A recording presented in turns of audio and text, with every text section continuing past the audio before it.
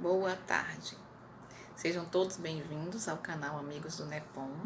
Estamos reunidos para mais uma palestra doutrinária das tardes de sábado, que ocorre normalmente em nossa casa às 16 horas. Quando terminar o período do isolamento social, será um prazer receber os amigos virtuais também presencialmente. Esse mês de abril, muito importante para todos nós espíritas, hoje eu vou destacar 2 acontecimentos. O 2 de abril de 1910, quando nascia em terras brasileiras, no estado de Minas Gerais, cidade de Pedro Leopoldo, o nosso Francisco Cândido Xavier. Que ele receba a nossa gratidão e o nosso carinho. E o 11 de abril de 1900, completando 120 anos hoje, desencarnava no Rio de Janeiro Adolfo Bezerra de Menezes, o nosso querido doutor Bezerra. Que ele receba também o nosso carinho e a nossa gratidão. Um amigo espiritual muito querido da nossa casa sempre nos aconselha: agradeça trabalhando. Então, em gratidão a esses personagens ilustres que nos fortalecem, que nos animam a estar aqui, vamos trabalhar. É com esse intuito que agora em abril estamos tratando dos princípios espíritas, o que muda em nossa vida. E hoje nós vamos tratar da imortalidade com a nossa irmã de ideal espírita, Jamile Lima, que gentilmente gravou a sua palestra para que passássemos aqui no canal Amigos do NEPOM. Nós agradecemos a todos esses tarefeiros que não mediram esforços para continuar divulgando as verdades espirituais que a doutrina nos traz. Eu vou ler um trecho do nosso Evangelho segundo o Espiritismo, no capítulo 6, o Cristo Consolador, o item 1, o jugo leve, quando Jesus diz: Vinde a mim, todos vós que estáis aflitos e sobrecarregados, que eu vos aliviarei. Tomai sobre vós o meu jugo e aprendei comigo, que sou brando e humilde de coração, e achareis repouso para vossas almas, pois é suave o meu jugo e leve o meu fardo. Mateus 11, 28 a 30. E com essa mensagem do Cristo, nós só temos a agradecer imensamente ao nosso Pai Criador, ao nosso Mestre Jesus, por toda a oportunidade que nos chega. Que sejamos ajudados a aproveitar cada uma dessas oportunidades para o nosso crescimento interior, para a nossa transformação para melhor, para que possamos colaborar na construção desse mundo novo que nasce no nosso planeta Terra. Que a paz e a harmonia preencham os nossos corações hoje e sempre. Que assim seja. Fiquemos agora com a palestra da nossa irmã Jamile Lima. Boa tarde.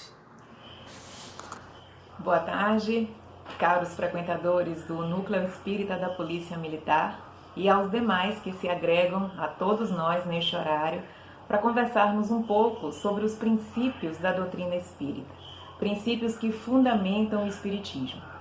Só que hoje nós não vamos tratar de todos esses princípios, alguns deles como Deus, mediunidade, pluralidade dos mundos habitados, reencarnação.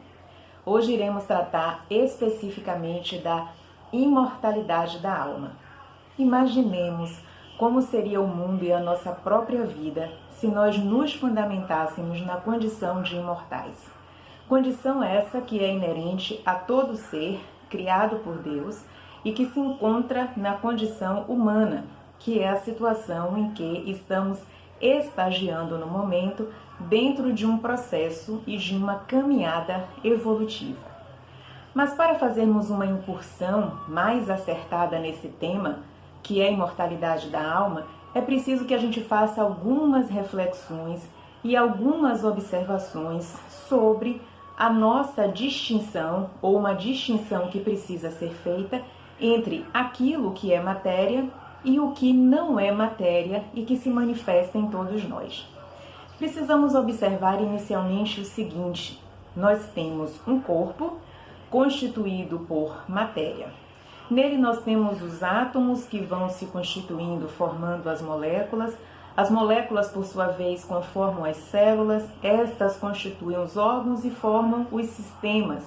Esses sistemas, em bom funcionamento, permitem que a máquina física então opere dentro de condições saudáveis e satisfatórias para que a gente possa, como espíritos que somos, nos manifestar no mundo e na existência que possuímos. Só que a gente precisa refletir que há um atributo que é a inteligência, que não pode ser fruto, pelas nossas observações e reflexões, apenas da conformação molecular ou da organização das células. O nosso pensamento, a nossa capacidade de reflexão não advém apenas como fruto das sinapses ou simplesmente fruto de alguma secreção de algum órgão ou da própria organização das nossas células. O pensamento ele vem acompanhado da inteligência, atributo do espírito, que faz com que ela se manifeste pelo nosso cérebro. Daí a gente pode perceber que há um comando para essa máquina física que é exterior, anterior e posterior a essa existência do corpo físico. Há uma vida que é temporária, que tem um tempo e que biologicamente terá o seu término depois da sua função e do não mais funcionar bem dos órgãos, a despeito de tudo que ele já fez ao longo da existência, tudo que o corpo já fez a partir desses órgãos que estão dentro dele. Então, se a gente para refletir e nos observar, a gente, além da capacidade de refletir e da capacidade de pensar, nós temos a capacidade de sentir determinadas coisas, nos manifestamos a partir dos sentimentos e de algumas emoções. Será que a raiva, o medo, a apreensão, a felicidade, a alegria, a amorosidade são simplesmente manifestações celulares ou têm origem na organização celular? Daí a gente vê que há uma gama de manifestações que não são compatíveis com a matéria. Se nós nos lembrarmos dos estudos que fizemos nas escolas, ou que como crianças ainda e adolescentes estamos fazendo, há sempre aquela afirmativa de que tudo o que nos impressiona os sentidos é matéria. Contudo, o que não impressiona os sentidos, mas que se nos acontece, precisa ter então uma origem que não o dos órgãos dos sentidos. Se não está na matéria e nem nos órgãos dos sentidos, precisa estar em algo de outra natureza que não seja detectado pelos laboratórios e pelos instrumentos usuais da ciência. A ciência até pode comprovar, e sim comprova, como a gente já viu em vários estudos, que inclusive comprovam a existência da reencarnação e tantas outras coisas sobre a imortalidade da alma. Mas não é tão palpável quanto o que a gente pode ver em laboratório, mas é observável, é um método empirista observacional validado pela ciência. Então já temos comprovação e uma comprovação robusta de que sim, a alma existe e que outras experiências, a exemplo da experiência de quase morte, possibilita com que as pessoas estejam ali com o seu corpo temporariamente inerte, mantido por medicamentos, aparelhos, outros, mas que elas conseguem ouvir tudo que é conversado pela equipe médica. Essas pessoas conseguem participar de todo um processo terapêutico da sua condição de saúde, visualizam o próprio corpo físico, o que comprova que fora do corpo físico há a existência de uma consciência que sabe que aquele corpo é o seu instrumento ou que o habita temporariamente, mas que é dissociado daquela perspectiva material. Então daí a gente pode perceber e entender que esta consciência, essa personalidade ou esse eu, trazendo para o nosso vocabulário espírita, é o que nós chamamos de alma ou espírito encarnado, um espírito numa experiência na carne. Se fora da carne, em algum processo induzido, comatoso, medicamentoso, ele consegue perceber que é exterior à matéria, significa que ele não é aquela matéria. Ele se manifesta por aquela matéria.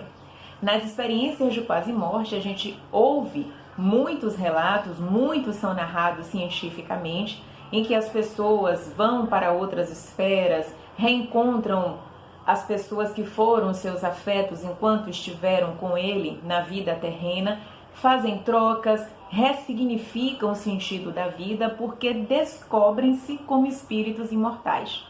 Se observarmos, geralmente essas pessoas que voltam dessas experiências, elas têm outra perspectiva da vida, que não se restringe ao aspecto material.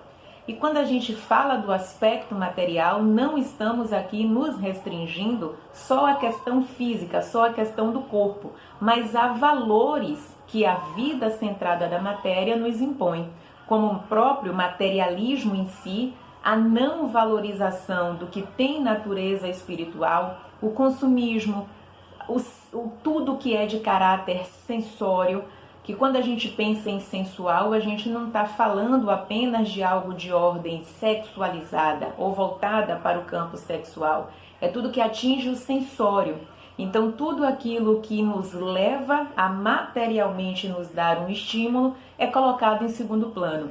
Isso não quer dizer que a gente vai deixar de lado a convivência social, que nós não iremos nos vestir de uma forma adequada para o convívio, mas que isso não vai ter o mesmo peso e a mesma importância do que aquilo que é de essência espiritual, que é de fato a essência que todos nós possuímos. Ter clareza e entendimento sobre a imortalidade da alma e dos valores que nós precisamos cultivar ressignifica a nossa existência. Então, esse princípio que a doutrina espírita nos traz da imortalidade da alma é central para que a gente possa viver e conviver com os outros sob um outro prisma. Um prisma que é, inclusive, libertador. Porque a gente pode atravessar momentos de crise, momentos em que a doença acomete o nosso corpo físico ou o corpo físico daqueles que amamos, situações financeiras complicadas, desemprego e tantas outras que nos acometem que são naturais no nosso estágio evolutivo de uma outra forma. Estaríamos muito mais conformados, muito mais tranquilos, porque não estaríamos tão submetidos e tão aprisionados a uma condição material específica. Então, essa reflexão inicial é para que todos nós consigamos perceber que para além dessa constituição física que todos nós possuímos, para além do nosso corpo físico, há uma essência, uma consciência, uma alma que somos nós, que traz uma possibilidade por esse corpo físico de se manifestar no mundo material. A gente vê muito essa nomenclatura ou essa divisão que é didática para que a gente entenda entre mundo material e o mundo espiritual. O mundo espiritual é aquele mundo específico dos espíritos e o mundo material é aquele mundo em que o espírito se manifesta a partir da reencarnação. Se nós pensamos que somos espíritos, entendemos que aquele corpo ele tem uma possibilidade de ser animado por um espírito pré-existente a ele. Esse espírito pré-existente, então, reencarna, anima esse corpo e quando, então, as funções vitais ou qualquer outra situação que nos leve à morte do corpo físico, a gente, então, se liberta desse corpo e volta para esse mundo espiritual. Então, a gente pode entender que essa alma, espírito encarnado, antes denominado espírito porque está fora do corpo, é o que viabiliza a vida a esse corpo físico. Se então eu, espírito, preexisto, existo e me manifesto na matéria e continuo a existir quando a matéria finda, significa que, com ou sem corpo material, a minha existência permanece sem nenhum tipo de interferência material ou necessidade da matéria para que eu continue existindo. Logo, a matéria não é uma condição absoluta e exclusiva para que os espíritos, para que o princípio inteligente se manifeste. Isso também nos viabiliza refletir sobre um outro ponto de vista, que é: se eu não guardo dependência para a minha manifestação com o corpo físico, eu não preciso ter apego ou uma necessidade de cultuá-lo, como se sem ele eu não pudesse existir, me manifestar, expressar o meu sentimento, as minhas emoções e o meu afeto. Muito pelo contrário. Se a gente observar até o campo das ideias dos grandes pensadores, vamos pensar no pensamento socrático, um exemplo que trago para que a gente possa refletir. A gente até hoje reflete sobre as palavras que Sócrates nos deixou, como um dos precursores do espiritismo, o que ele nos trouxe um legado muito forte à perspectiva da imortalidade da alma. Ele se comportou de uma forma muito interessante diante da morte, quando lhe ofertam um cálice de veneno, e ele então, com a tranquilidade de quem se entende e se percebe como imortal, ele não se sente ameaçado, ele não se sente temeroso daquela condição difícil, e ele então passa por uma situação que para muitos de nós seria dramática, muito sofrida, porque não teríamos a mesma condição emocional, psicológica e espiritual de atravessar uma situação com tamanha coragem e tranquilidade. Muito mais tranquilidade, inclusive, do que a própria coragem, porque eu não preciso demonstrar um certo destemor diante de algo que eu já tenho certeza que é um fato. Então, nos sabermos imortais nos confere uma tranquilidade que, diante do decesso do corpo físico, da morte do corpo físico, essa realidade não vai nos abalar. Então, essa é uma das importâncias, uma importância central que a gente pode trazer nessa reflexão, é que, me sabendo, me comportando e me entendendo como espírito imortal, eu não vou trazer a mesma perspectiva de pânico, de temor, de ansiedade diante dos fatos naturais da vida e típicos de um planeta de prova e expiação como esse em que nos encontramos. Lembrando que, se estamos em um planeta de prova e expiação, onde, segundo a própria doutrina espírita, o mal sobrepuja, há algo em mim que me atrai para esse tipo de planeta e vibração. Então está sob a minha responsabilidade transcender esse estágio evolutivo que eu me encontre para que eu não precise passar por experiências dessa natureza neste planeta. Esse tipo de reflexão também casa com a discussão que estamos tendo aqui sobre a questão da imortalidade da alma, porque quando eu me percebo espírito imortal, se eu não tenho um fim, eu só tive um princípio, significa que a responsabilidade sobre os meus atos ganha uma outra importância, ganha um outro peso. Se eu penso então que a minha vida não se restringe a alguns anos no corpo físico e que ela se prolonga, vai além da matéria e já vem acontecendo em outras eras, significa que tudo aquilo que eu fiz, que venho fazendo, reverberará em um futuro.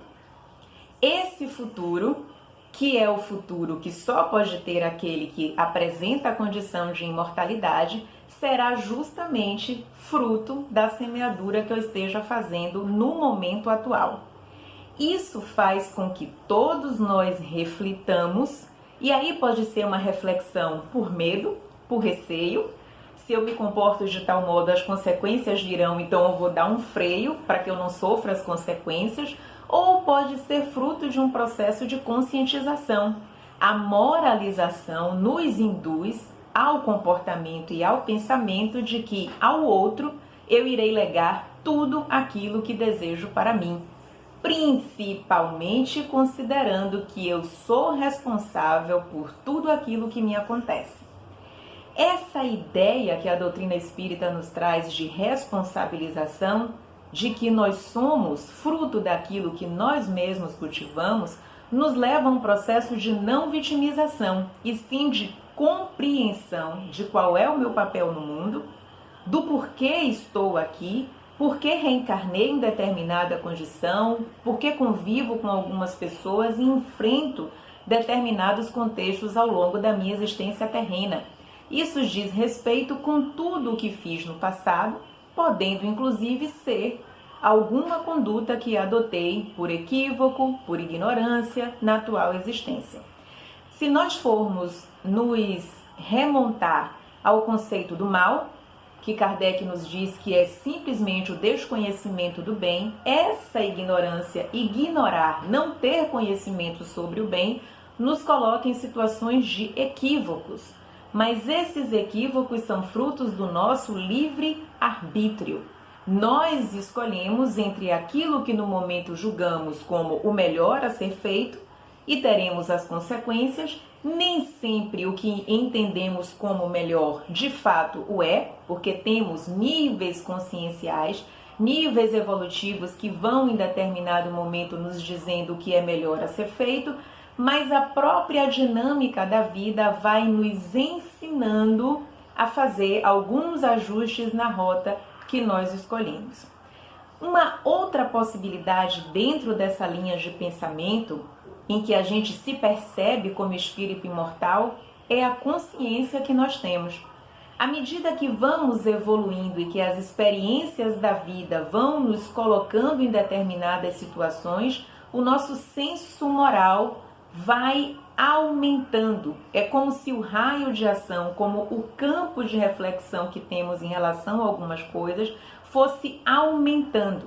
Então, se em algum momento eu entendi que era o melhor para mim passar, independente das circunstâncias, passar por determinada situação salvaguardando apenas o meu interesse pessoal em detrimento do outro, entendendo aquela lógica de que eu não vou me prejudicar, infelizmente essa chance foi única para mim, se o outro não teve, eu não tenho nenhuma responsabilidade sobre isso, e eu preciso, por exemplo, cuidar da minha família, eu preciso dessa vaga de emprego porque senão os outros vão passar fome, então eu vou me valer de qualquer circunstância, de qualquer estratégia, mas aquele posto de trabalho vai ser o meu posto de trabalho.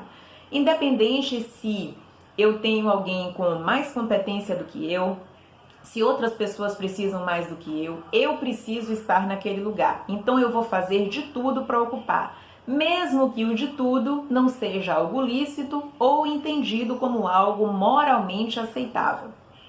Com o passar do tempo, vindo uma outra oportunidade ou situação semelhante, essa minha postura já vai me causar um certo incômodo.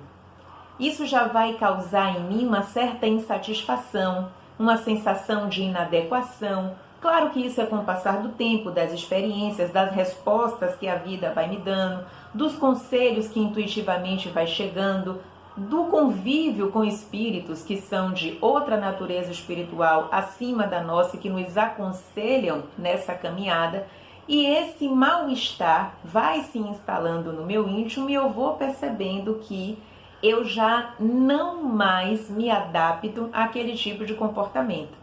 É que nem a gente ter, por exemplo, a permanência em determinados ambientes que antes eram muito prazerosos, com determinados perfis de personalidade com os quais eu me comprazia na convivência, e hoje isso já me causa uma certa insatisfação, eu já me sinto enfadado, aquele lugar não é mais prazeroso para que eu esteja. Isso sem que nos julguemos melhor do que os outros que continuam cultivando esses hábitos, mas apenas que em sintonia e afinidade eu não mais estou nessa mesma condição vibracional. Então eu vou me afastando e eu vou percebendo que as pessoas que se aproximam, os lugares que eu passo a frequentar, os pensamentos que eu passo a ter diferem e às vezes de forma significativa com o modo de eu me comportar e com o modo que eu pensava e sentia no passado.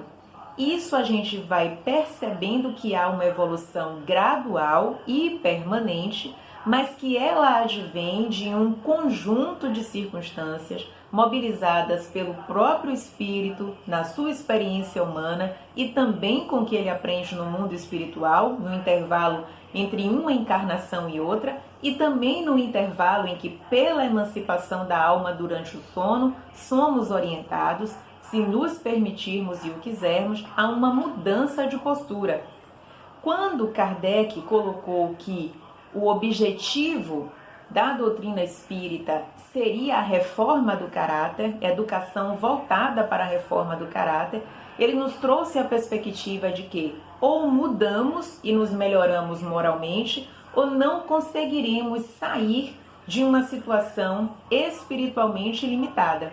Continuaremos rancorosos, orgulhosos, sem as devidas manifestações de solidariedade e amorosidade que, como essências divinas, nós já trazemos no imo da alma. Basta que tenhamos uma vontade de manifestar, e aí a gente volta para Leon Denis, um problema do ser, do destino, da dor, em que ele diz que a vontade é uma potência da alma e que a gente pode colocar nosso serviço para que então consigamos evoluir.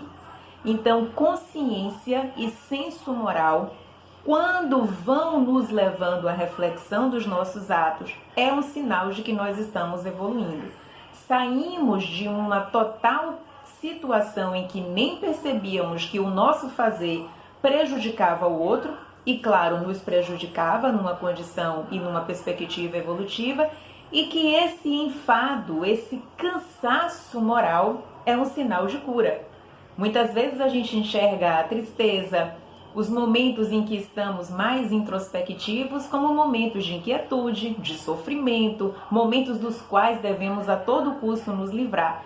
Esses momentos são, em verdade, o momento em que, como espíritos, estamos nos reconectando à nossa essência divina. Quando nos reconectamos à essência divina, significa que um processo de cura começa a se instalar.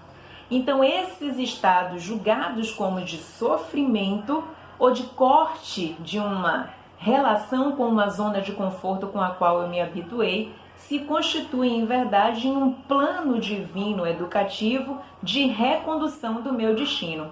E Deus só reconduz os nossos destinos para que ele esteja em par de igualdade com uma lei divina e uma lei natural, que é a mais pura manifestação amorosa do Pai, que nos concede oportunidades de rever os nossos atos e poder então reescrever a nossa história, lhe conferindo um sentido muito mais espiritual do que aqueles que estamos no momento ou que alcançamos até um determinado ponto. Se nós temos oportunidades que a divindade nos concede e muitas vezes oportunidades que se repetem, significa que nós não conseguimos evoluir em uma única existência. Logo, se somos imortais, precisaremos de sucessivas experiências no corpo físico. Então, voltaremos várias vezes, como já voltamos outras diversas, a esse mundo material, ao mundo físico, para que a gente possa refazer as nossas ações, o nosso modo de ver o mundo e o nosso contato com o outro. Isso faz com que a gente entenda que a nossa existência, o nosso agir no mundo, agir e conviver com o outro é nada mais do que uma expressão da amorosidade divina. Se não conseguimos ter todas as possibilidades de êxito com as quais nos comprometemos, Deus não nos pune nem nos julga, nos oferta novas possibilidades de refazimento da nossa caminhada. Só pode refazer aquele que não tem fim. Então, reencarnação é um outro princípio que a doutrina espírita nos traz, que só ratifica a imortalidade da alma, porque temos aí também embutido um princípio de justiça. Um dos atributos divinos que nós bem conhecemos é que Deus é soberanamente justo e bom. vemos muitas desigualdades. Desigualdades de toda a ordem, econômica, desigualdade intelectual, de diversas naturezas. Isso a gente pode observar de forma tranquila dentro da nossa família, na convivência com as pessoas em outras esferas da sociedade. Há sempre uma distinção. Essas diferenças, elas decorrem da também distinta manifestação de níveis evolutivos que os espíritos apresentam. Se pensarmos dessa forma, significa que aquele que passa por uma situação em que socialmente lemos como desfavorecidos, não estão assim porque Deus quis ou simplesmente escolheu alguns para passar por situações de penúria e outros para usufruir de uma riqueza, muitas vezes que daria para sanar a fome de muitos, como se Deus escolhesse alguns para serem os seus eleitos e outros apenas para o sofrimento.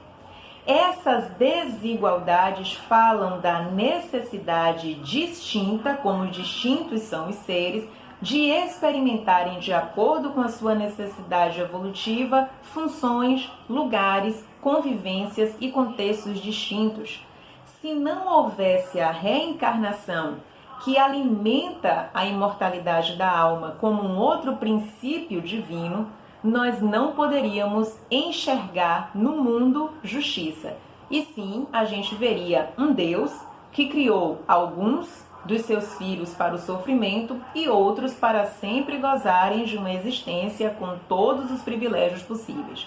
Isso não tem nenhuma concordância com o Pai amoroso, justo, misericordioso que Jesus nos trouxe há milênios atrás, nos dizendo que esse Pai perdoa e que esse Pai nos concede outras oportunidades de refazimento de uma rota que nós iniciamos. Daí a gente vai conseguindo somar muitas informações e reflexões, e tem muitas outras que nós podemos fazer em torno da perspectiva da imortalidade da alma. Mas se somos imortais, como estamos vivendo essa condição de imortalidade nesta atual existência que estamos tendo? Nessa oportunidade reencarnatória, nos vemos como espíritos imortais, nos sentimos como espíritos imortais e assim nos comportamos? Reflitamos um pouco e vamos então começar a dialogar sobre o que é ter a compreensão de espírito imortal. E entendo essa compreensão, o que de fato muda na minha vida? Vamos então continuar a nossa reflexão. A pergunta feita há pouco é: o que muda na nossa existência ao nos sabermos como espíritos imortais? Será que nos reconhecemos dessa forma? Essa é uma pergunta que nos leva a inúmeras reflexões, a inquietações, a uma sensação de que a gente não consegue responder a contento a essa pergunta. Muitos de nós dizemos: eu não consigo me sentir ou me perceber como espírito imortal. Mas o que é que faz com que a gente não se perceba e não sinta? Isso decorre de uma identificação que nós temos com a matéria. Como a matéria nos afeta, nós vemos, nós sentimos, ela é palpável, dá uma ideia de que ela nos domina e não que o contrário aconteça. O médico indiano Deepak Chopra, ele nos traz um ensinamento muito interessante quando ele diz que as nossas células bisbilhotam os nossos pensamentos e respondem de acordo com esses mesmos pensamentos. Mas quem produz o pensamento, nós já conversamos sobre isso há pouco, não é a matéria. Quem pensa, quem tem o atributo da inteligência é o espírito. Logo, se as células que a gente entende como matéria bisbilhota, investiga, toma ciência do que estamos pensando e se comportam de acordo com esse pensamento, significa que há um chefe para esta casa que é o corpo físico. Então, tem um dono da casa. O dono da casa é o espírito e é ele quem vai determinar a maneira como essas células irão se comportar. As células vão se mostrar saudáveis se o dono da casa for um dono equilibrado, sadio, com pensamentos salutares, com conduta voltada para a caridade, que consegue entender o que o Evangelho diz e, para além do entendimento, vivencia, pratica, é solidário, é fraterno, não vai deixar de ter defeitos, mas não se deixa aprisionar por eles. Faz um esforço de melhorar sua condição íntima.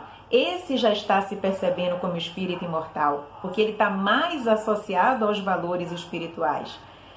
Se nos aprisionamos à matéria e deixamos de experienciar o que é de natureza espiritual, mais distantes estaremos dessa vivência do espírito. Até porque aquilo que o espírito experiencia é de longa duração, porque é permanente. Aquilo que é impermanente precisa ser repetido cada vez com uma frequência muito mais forte e incisiva, nos levando até a casos de compulsão, porque é efêmero, é fugidio, é um prazer que dura por um tempo muito limitado e que logo depois a gente tem que reabastecer. Já os valores do espírito não, eles são permanentes e quando o cultivamos nos aproximamos das experiências e das sensações que são típicas da natureza espiritual. A oração, a boa leitura, a convivência fraterna, a meditação, a contemplação da natureza, outros exercícios de visualização, de paz, de saúde para nós e para o mundo também funcionam como possibilidade de nos aproximarmos de condições mais saudáveis e mais espirituais de vida e de manifestação no planeta.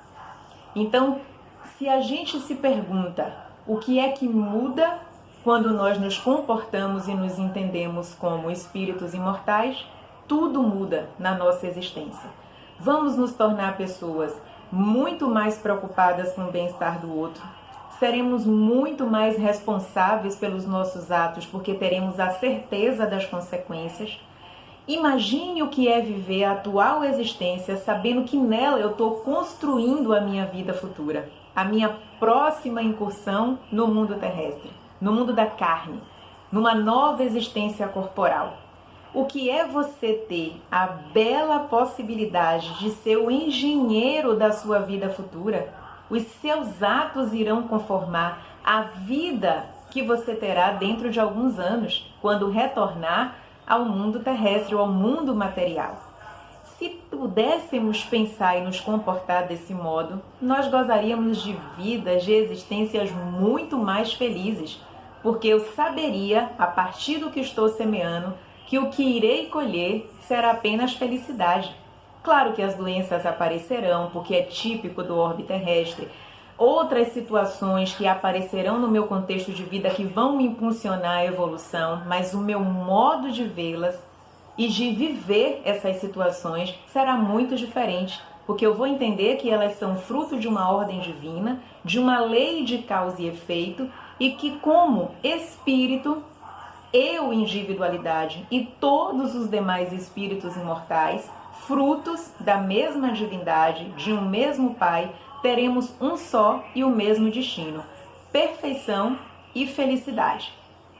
Se a gente vive com essa perspectiva de que eu existo e que as circunstâncias que se me aparecem, mesmo que me causem dor, receio, sofrimento, são situações que estão fazendo com que eu construa o meu caminho para a felicidade. Uma felicidade que a imortalidade vai me conferir a partir do meu mérito, do meu esforço, porque sou responsável pela caminhada que faço, e que tudo que eu encontrarei é plenitude. Será um encontro com a divindade. Serei um com o Pai, assim como Jesus nos demonstrou. Seja perfeito como perfeito é vosso Pai Celestial. Não que sejamos Deus um dia, mas que por hereditariedade divina nós temos as qualidades que Ele tem. Bondade, misericórdia, justiça, mas precisamos fazer com que essas características e esses atributos aflorem pelo nosso esforço, consequência de uma postura que nós iremos adotar, que não seja uma postura centrada no materialismo, no consumismo, na idolatria e tantas outras coisas que nós vamos percebendo que não tem o devido sentido quando se pensa em uma essência e em uma consciência que é dotada de imortalidade. Outro ponto que nós podemos refletir sobre o que modifica na nossa existência quando nos pensamos como espíritos imortais é a forma como nós lidamos e reagimos em relação às atitudes que os outros podem assumir em relação a nós. Geralmente nós tomamos uma determinada postura, um comportamento como algo pessoal. Fulano fez isso para me atingir. Cicrano fez isso de propósito, porque sabe que tal coisa me prejudica. Esse comentário vem para mim. Eu não consigo ainda perceber que aquele comportamento, aquele gesto, aquela forma de se colocar que o outro tem, é em verdade a melhor expressão que o outro tem para se colocar no mundo.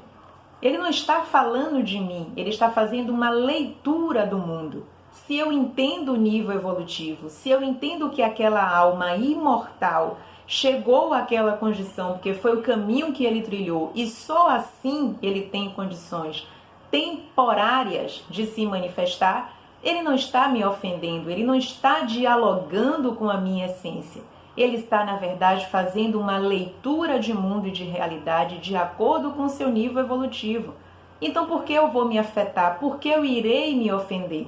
Se eu sou espírito imortal, assim como aquele que me é semelhante também o é, eu já tenho condições de perceber que em caminhadas distintas, o modo de ler e viver o mundo também será distinto. Então, não necessariamente o julgamento, o entendimento, a leitura que o outro faz do mundo e por consequência de quem está nele, que somos todos nós, de fato me diz respeito. E se me disser respeito, eu posso humildemente acolher e tentar mudar. Mas se não me disser respeito, por que eu tenho que me incomodar com a leitura que aquele nível evolutivo faz de mim ou de uma dada situação? Isso nos permite ter uma convivência social de concórdia, de apaziguamento, onde não seremos violentos e obrigados a ter que reagir quando os outros agem em relação às nossas posturas, aos nossos comportamentos. Criamos uma perspectiva de mundo e de convivência em que nós precisamos dar resposta, em que nós precisamos nos autoafirmar pela violência, em que nós achamos que é humilhante ou que é um demérito não responder na mesma medida com que os outros nos atacam, se nos dirigem ou dialogam. Eu preciso respeitar, o que não quer dizer que a gente vá ser conivente com práticas que são equivocadas, mas que eu não preciso responder e me portar do mesmo jeito que o outro ainda se manifesta no mundo. Porque esse outro, como eu, vai evoluir e vai perceber que essa forma não é a melhor de conviver, de conversar, de dialogar, chegar a um consenso e resolver os seus problemas.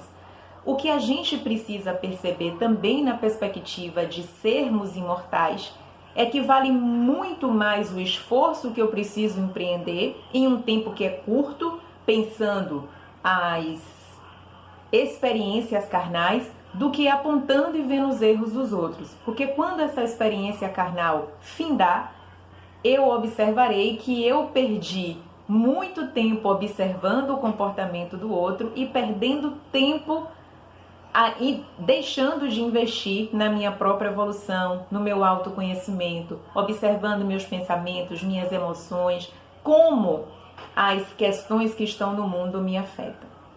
Então, saber que somos imortais, mesmo que não nos sintamos assim, nos traz uma responsabilidade de mudança comportamental. Se temos uma consciência e um senso moral que nos acusa, que nos diz que não estamos indo bem, significa que eu não sou restrito a um espaço de tempo. Há um atrator divino que me diz: reveja os seus atos, a sua consciência que não vem da matéria, a essência imortal está lhe dizendo: essência divina, essa não é a rota. Volte e esteja em conformidade com a lei divina e com a lei natural. Por isso que nos entristecemos quando nos afastamos dessa lei, porque estamos indo de encontro à nossa própria essência e nos sentimos venturosos e felizes quando nos aproximamos da essência divina. Quando estamos em processo de comunhão através da oração, quando sorrimos para alguém, quando enxugamos uma lágrima, quando fazemos uma boa leitura, os gestos mais simples que possamos imaginar, até os mais grandiosos, que aí vai depender da condição de cada um, mas que trazem uma sensação de leveza, de paz, de harmonia interior e que é um sinal de que estamos, então, nos aproximando da divindade. E, por fim, é interessante que a gente reflita que não é só porque estamos num contexto de pandemia que a gente precisa lembrar que somos espíritos imortais. A pandemia faz parte de um contexto, como a gente já bem conhece, característico do nosso planeta, mas quantas vezes, voltando ao que Deepak Chopra nos falou, a gente percebe que as nossas células consultam os nossos pensamentos e eles estão amedrontados, assoberbados de informações que muitas vezes não contribuem para o nosso equilíbrio. Claro que a gente precisa ouvir as autoridades competentes para todo um cuidado que a gente precisa ter, que a gente precisa, sim, nos mantermos informados, mas a gente não precisa assistir, por exemplo, 3 vezes ao dia os jornais que irão repetir as mesmas informações. Por que a gente, como espírito imortal, não pode, ao invés de nos entupirmos de informações e de energias que vão contribuir para a não tranquilidade e a desordem da nossa casa mental, a gente pode fazer uma visualização criativa. Eu posso imaginar o planeta respirando ares saudáveis, com pessoas harmoniosas, solidárias, trafegando pelas ruas de modo normal, mas com outro comportamento. A gente precisa, como espíritos imortais, sair dessa grande experiência que a divindade nos oferta, permitindo que o homem novo se manifeste. O pânico, o medo e o receio são apenas combustíveis para que o desequilíbrio se instale.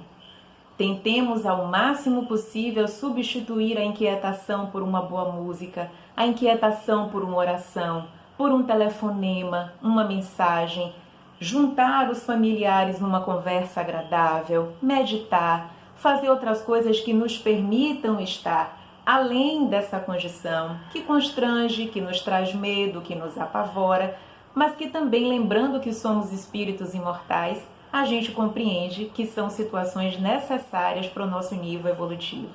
Então, substituamos o pânico e o receio com a crença na imortalidade da alma e nos exercitando cada vez mais a conexões com o alto. Porque se somos espíritos imortais, se somos essências divinas, essas manifestações, sejam elas biológicas ou de qualquer outra ordem que afetam o nosso psicológico, o nosso mundo mental, o nosso mundo interior, que a gente possa recorrer a outras possibilidades que o espírito tem para se acalmar. Lembremos da doutrina espírita, lembremos do que disse o nosso mestre Jesus, nosso modelo e guia. Sois deuses, podeis fazer o que fiz e muito mais. Fixemos os nossos pensamentos ao alto, aproveitemos o tempo para refletir e nos comportemos e nos habituemos a ser e nos sentir como espíritos imortais. Que Jesus nos abençoe a todos, mantenha os nossos corações serenos e fé acima de tudo. Muita paz a todos.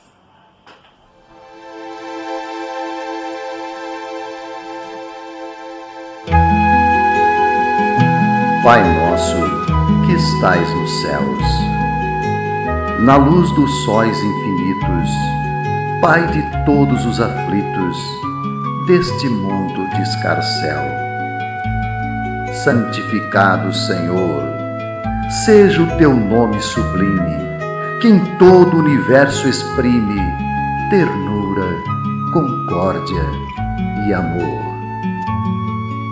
Venha ao nosso coração o teu reino de bondade, de paz e de claridade na estrada da redenção.